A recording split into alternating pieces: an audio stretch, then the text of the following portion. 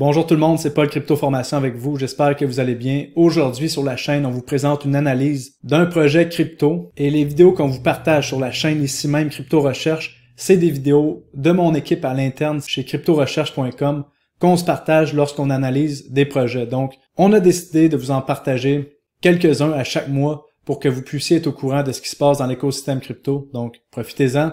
C'est comme si vous étiez dans l'équipe Crypto Recherche. Salut la team, j'espère que vous allez bien.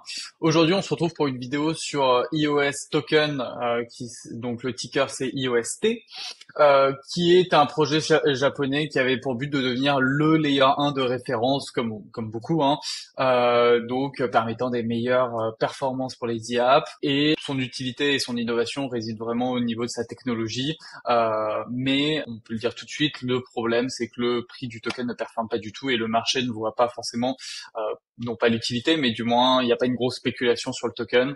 Donc c'est un projet qui n'est pas mort dans son développement, mais qui a des chances de ne pas beaucoup performer pendant le cycle aussi actuel. Donc on peut faire un tour rapide sur IOST. On parle de la 367e capitalisation boursière en crypto. On a un market cap de 113 millions et donc très rapidement on a un vesting qui est à 100% terminé. On peut aller voir aussi au niveau de la liquidité, il y a de la profondeur de marché. C'est pas un token, c'est pas tout nouveau, hein. C'est quand même depuis janvier 2018. Donc c'est vraiment un vieux projet qui a quand même bien performé pendant le dernier bull market, mais qui aujourd'hui, comme je disais, ça on va arriver sur TradingView juste après, a quand même un token qui continue à descendre. Donc c'est là où je disais que le marché ne voit pas forcément, il n'y a pas de grosse spéculation autour de ce marché. On va aller voir très rapidement GitHub, hein. Comme j'ai parlé de la date, c'est un projet de 2018. Bon là c'est pas un GitHub qui est extrêmement actif, mais le projet a continué à se développer. Après c'est vraiment pas très actif, hein, en termes de développement sur les requêtes. Mais il faut rappeler quand même que leur mainnet a été lancé en 2019, donc pas forcément alarmant, mais bon c'est à noter, d'autant plus qu'au niveau de la team, c'est pas anonyme puisqu'ils participent à beaucoup d'événements, mais il n'y a pas une page vraiment sur le site avec la team, leurs expériences et tout ça. Donc c'est quelque chose quand même qui a surveillé sur des projets qui sont aujourd'hui encore sur le marché. C'est de plus en plus rare de voir des projets qui n'ont pas la team annoncée, puisque aujourd'hui on a quand même des projets qui sont de plus en plus, qui tournent de plus en plus comme des startups, ou même pour lever des fonds, pour avoir pour avoir des investisseurs. Il est plus ou moins de plus en plus commun d'avoir vraiment tous les membres et puis leur spécialité et tout ça. Mais bref, revenons sur vraiment le but, c'est vraiment de devenir le layer 1 qui permettra aux grandes entreprises telles que Amazon, Facebook, Google de venir poser leur DApp dessus, et en fait grâce à toute leur technologie, on a vraiment la possibilité d'avoir de très très grosses quantités de transactions par seconde avec des frais minimes. Donc, il y a un paquet de technologies qui ont été mises en place, le Efficient Distributed Sharding, le Trans Epoch pour la sécurité des validateurs, Atomics, Microstate Block pour réduire les coûts de stockage. Mais le plus important, et on va dire le plus innovant, c'est la preuve de crédibilité. C'est les premiers à avoir mis ça en place. Plus ou moins, c'est un peu comme du staking, sauf que en fait le comité chargé de la production et de la validation des blocs change au fur et à mesure, et en fait à travers un système de vote, on a un comité qui est plus évolutif. Donc ça donne une gouvernance plus décentralisée et équitable d'après le projet. Donc c'est assez intéressant. Après, est-ce que ça vraiment révolutionne la chose? Comme on peut le voir, c'est pas une technologie qui est énormément utilisée aujourd'hui, même parmi des nouveaux projets. Mais bon, ça a le mérite d'exister. C'est ce projet qui l'a développé. Ça reste quand même intéressant.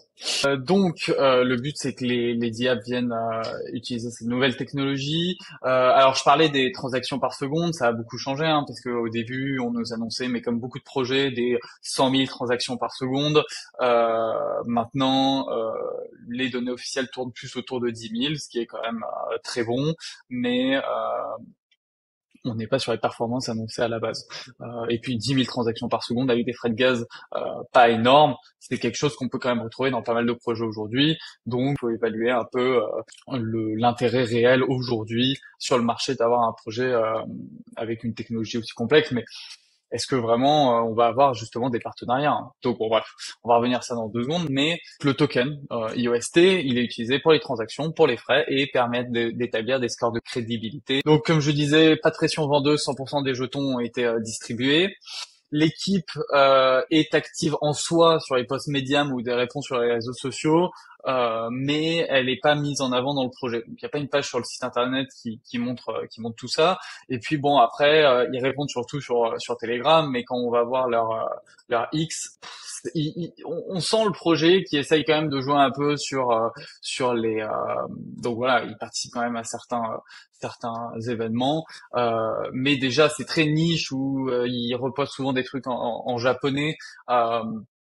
Donc, par exemple, pour des investisseurs américains, ça semble un peu loin, et on a plus ou moins un peu une culture qu'ils essaient de mettre en place, Memecoin, voilà. On a quand même des reposts, enfin voilà, pourquoi ça? Je veux dire, on n'a pas vraiment de lien avec des meme coins sur les chiens ou tout ça. Donc voilà, on peut se poser la question quand même sur vraiment l'intérêt de leurs réseaux sociaux, mais bon, ils ont le mérite d'être encore présents.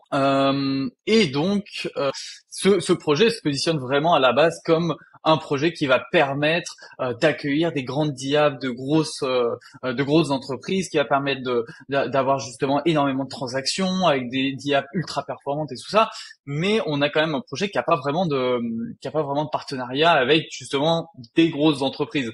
Donc c'est à se poser la question quand même sur vraiment l'intérêt et puis la faisabilité de ce qui est annoncé, comme quoi s'il n'y a pas de rapprochement avec ces grosses entreprises ou même n'importe quel type d'entreprise, on n'a pas énormément de DApp qui sont positionnés dessus. On en a certaines, mais pourquoi aujourd'hui ces entreprises choisiraient IOST? Il y a quand même un élément aussi à souligner, c'est qu'ils ont lancé leur VM, donc leur virtual machine, qui n'est pas compatible avec le VM. Est-ce que aujourd'hui c'est vraiment encore très intéressant pour des protocoles de s'isoler à ce point-là? On a l'impression quand même que le marché a plus tendance à valoriser des protocoles qui sont plus tournés vers l'interopérabilité, vers justement la possibilité d'interagir avec des smart contracts EVM directement. Donc voilà, il y a un peu un côté d'isolement qui est à prendre en compte. Et donc ça, ce serait mon dernier point. Si on regarde le graphique, comme je mentionnais, on a un token qui n'a pas du tout. Donc là, on voit qu'on tape des plus bas, enfin même par rapport au plus bas de fin 2022, enfin le bottom sur Bitcoin. Après, on a beaucoup de altcoins qu'on range sur le côté et puis qu'on pick up, mais on a même pas fait un plus haut par rapport à justement ce range. On n'en est jamais sorti. Et là, avec la dernière correction du Bitcoin, on a corrigé. On a énormément corrigé et on suit pas du tout la même tendance. Alors je vais peut-être pas le mettre comme ça, je vais le mettre sur une nouvelle échelle de prix parce que ce sera plus clair.